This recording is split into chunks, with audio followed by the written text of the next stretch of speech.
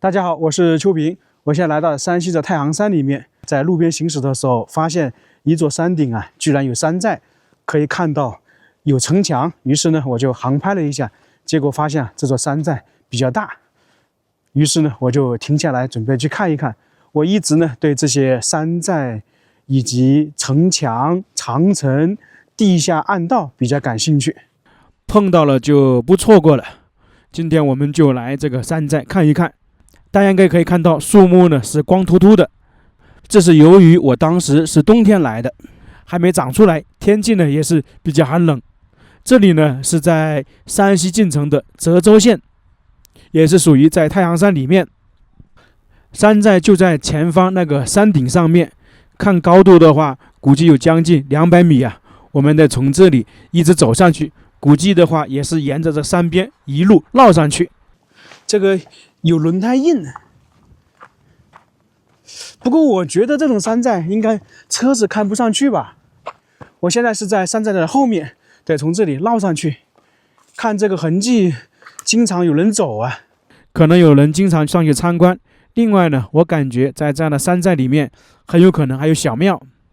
像这种山寨在山西其实有很多，特别是在晋州那一带呀，就更多了。那些山寨普遍呢是当时乡绅，就是那些大地主晋商修建的，作用呢，一个是避暑，一个是为了躲避战乱、防御土匪等等。这些路这么宽敞，我猜想应该是后面搞的。当时修建这样的山寨的时候，不可能搞这么宽敞的道路，因为我们发现所有的山寨它都是羊肠小道上去的。我已经来到这个半山腰了，在这一块可以看到寨墙，那里有，这边也有，那么证明这里呢应该是第一道防线，那边呢属于内墙，或者是说当时整个这一块都连接起来了，我们走上去才知道。单单在这里呢，就能够得出这个山寨啊特别重视防御。那么当时建造这个山寨，重之之重，应该就是为了防范土匪，或者是防范其他来侵袭这些大地主、大乡绅的。在这一边我们可以看到那些寨墙刚好是紧挨着悬崖，估计呢都有好几百米高啊。边走边看了，到了这一块就是羊肠小道了，所以我就猜想下面那个比较宽广的路应该是后期修建的。来到了寨墙的脚下，都是巨大的石块堆砌而成的，这个高度大概都有3-4米呀。估计当时应该是很多人在这里修建这个山寨，而且应该是搞了好几年的时间。不知道有多厚啊，转过去看看。那么在这里，我猜想当时应该是有一道门的，只是说现在没有，要不然这个山寨就没法封闭了。你看它旁边以前也是有坡度的，是用石头弄平了，从而说一定是有一个门，寨门。哇，这个墙体非常厚啊，这一块有3米，那个上面可能都有将近2米。那这个山寨的话，防御能力很强的。外面是一层石头，然后里面呢是泥土和那石头组合而成，非常坚固啊。进来之后像是一个大的广场一样，那么这道寨墙是第一道防御。这就是山寨的全貌，大家看看是不是非常庞大呀？从航拍的话可以看到，这个山寨都分为好几层，全部是那个石头建造的，依据山体形式建造的。我估计啊，当时建了这个山寨也是花费了巨大的人力、物力、财力的。应该是附近的大地主、大商人打造的。因为修建这样的山寨，肯定是财力雄厚的人才会去建造嘛，普通人一般都不会去弄这样的山寨的。我刚才又重新查了一下资料，了解了一下这个山寨，历史存在非常久啊。在以前这一块呢，还有士兵驻守，因为这里呢，下面是一条峡谷，算是一条通道，算是太行山里面一条非常重要的通道。那这个山寨呢，等于是扼守这个通道。我查资料的时候还看到说，这个山寨里面有一个点将台，那肯定呢是可能有几百名士兵在这里守卫着。后面可能随着时代的变化，这里呢就变成了一个山寨，就跟湖北春秋寨一样，它是由兵寨变成民寨，后面呢又变成土匪寨。那这里呢，我猜想应该一开始也是属于兵寨，后面呢变成民寨。其实山寨呀，大部分都有一个变迁的过程，兵寨变成民寨是一种，还有一种呢，就是说碰到战乱的时候，局势不对，那些大地主、大商人，他们为了躲避战乱，就会去在这种山底易守难攻的地方，或者是三面悬崖、四面悬崖的地方建造一座山寨。那等情况稳定了，他们就从这个山寨回到他们下面的房子，就是山下的房子里面去。后面呢，有土匪的时候，很多土匪他们就会觉得这些山寨不错啊，那大地主、大乡绅他们都能生活，那么我们也去把它占据了，所以它有一个变迁的过程。我已经走到半山腰，可以看到遗留下来的城墙了，这里有一部分，那一块有部分，这里面全是石头，可以看到分了层次感，很多呢有人工开凿的痕迹。在建造山寨时候，石头估计是这个石山开凿的。看看这些石头，像这一块的石头都是经过人工开凿的，它是弄一整块下来，然后弄成那种条形石的。在太行山里面最不缺的就是石头，太行山里面很多古村落啊都是石头村落。在这一块那个寨墙就看得比较清晰了，好高啊，在这里我都能看到最高的地方估计有将近10米啊，这么高的山寨寨墙比较少见。爬了差不多半个小时，来到了这个山寨最核心的地方。你看这个寨墙高不高？这石头都比较巨大，比我们刚才在下面看到的大得多得多啊。寨门就在这一块，在这个寨墙下面一点有一块空的地方，也是弄平了，估计当时也是有房间的，就是说这个家族核心人员在这个寨子里面居住，而那些护卫啊就是在外面，因为在以前等级是非常森严的。那现在我们就准备去寨门那里看一看，这里的通道挺宽的，比较少见的。一般我们说进寨子通道都比较小，全部弄了台阶上去，这个是很少见的。在这边我们可以看到这个寨墙都是在石头上面的，旁边呢就是悬崖，很高啊，估计有100米到200米。这个石头都是比较巨大的，我就在想啊，当时到底用了多少人把这个山寨建好？因为像这么巨大的石头要堆积在上面不容易啊，并且呢是在这种悬崖边上面，特别是这一块，大家仔细看看，非常陡峭啊。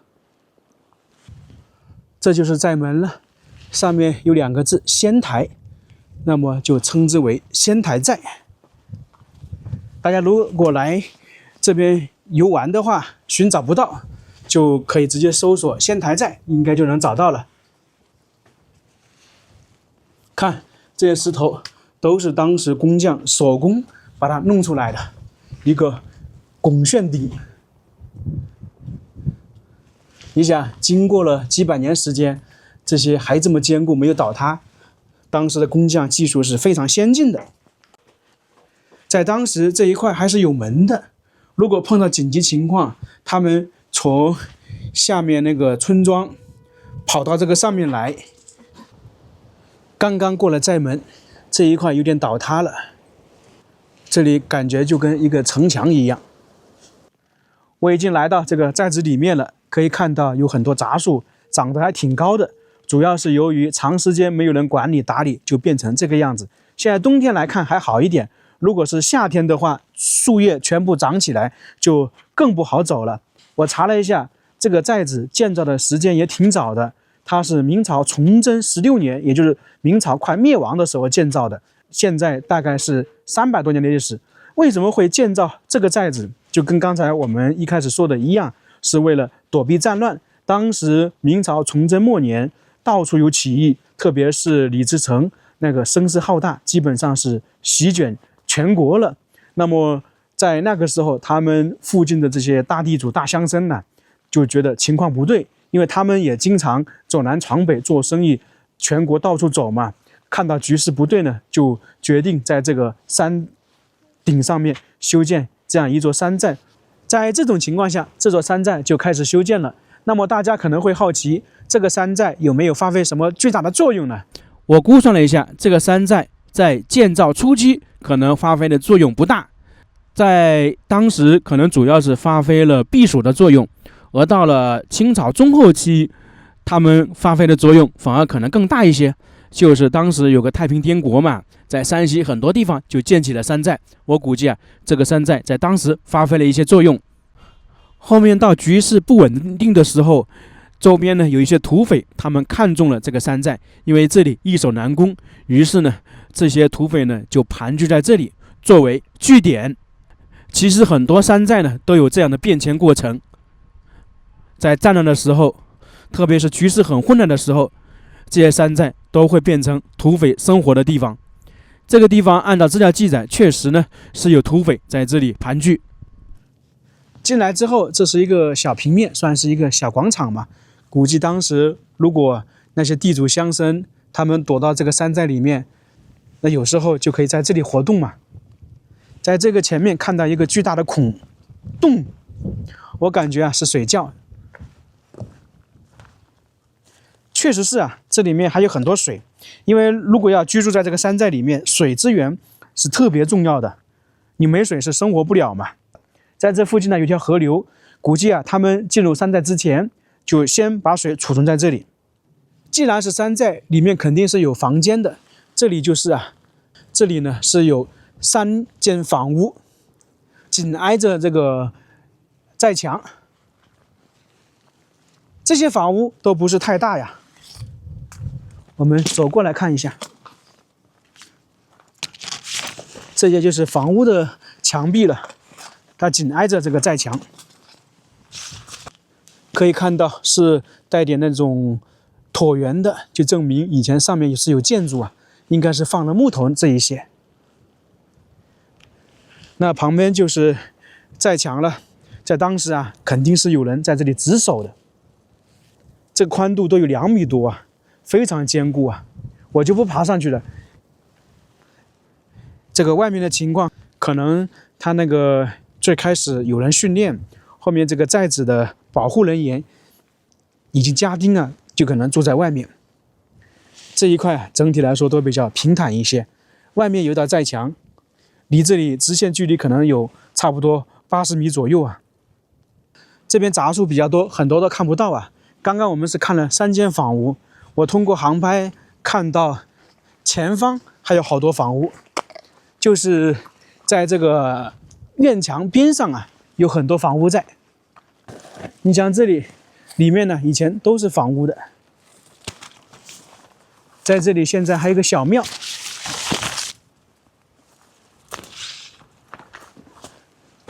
这一块里面都是房间。等一下我们走到上面可以看一下，航拍这里看的比较清晰因为我是站在这个上面，全部被杂树挡住了。总体算起来，这里面可能有10多间房屋吧。在这一块还有个高台，也是修好了台阶上去。那么我猜想，是不是家里核心人员是住在这个顶部？你像他小孩，可能就住在下面。哇，当时要把这些石头弄在这里，真的是不容易啊。这个高台感觉有点像点将台、点兵台一样。这块石头真的是非常巨大，现在看到是很平坦，以前肯定是没有，肯定是经过修缮弄成这个样子的。那碰到什么事情，这个组长就是这个家里的管事人，就在这里指挥，因为下面是个平台，能站很多人嘛。高台下面是我们刚才看到的房屋，那一块都是。这里也是一个典型的房屋，只是说很多已经倒塌了，以前上面都是有建筑的。整个是沿着这个崖壁修了好几间房屋。在这个画面可以看到，这个山寨呢是有好几层，特别是边上这一块是从底部慢慢的用石头堆积上来，然后上面呢再进行平铺建造房屋。越往后就看得越清楚了，下面这一层可能是小孩居住的，上面一层呢可能就是身份高一点的人居住的。那我们继续沿着这高台往前走。这高台以前应该也是有建筑的，特别是上面那一块，我猜想也有房屋。这石头是真多啊！我在网上看了一些，说以前呢这里准备打造成一个旅游山寨，后面有一些原因呢就没有弄了。那么这个山寨就一直是如今看到这个样子。你像这里比较平坦的，全是后期经过打磨的。那么在这一块，应该以前就是有房屋，特别是这里啊，我感觉应该就是他们家族的族长居住，整体弄得很平，然后这边空间又很大，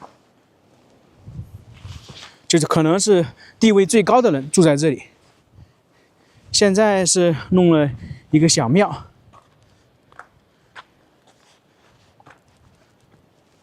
在山西这个地方，逢村都能见到庙啊！你看这些石头，都是以前用来弄房屋的。上面还有一点，我们走过去。哎呦，这个树太多了！哇，大家看看远处的风景，巍巍太行。这个山寨是在山的顶部，它算是凌崖而建，可以说是四面都是悬崖，四面嶙峋。你像最高的这一处可以看得出来，就是绝壁啊，两边都是。我们如果往前走的话，前方也是绝壁，所以说这个地方算是一个易守难攻的地方。这里就来到了整个山寨最高的地方，下面就是寨墙了。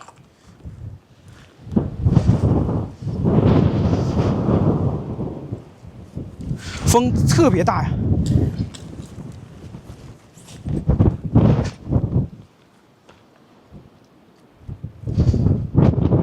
山寨到这里就结束了。你看，悬崖绝壁，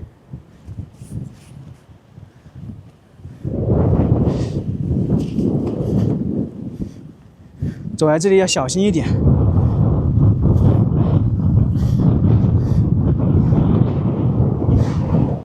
站在这个上面，看一下这个山寨的模样，确实是挺壮观的。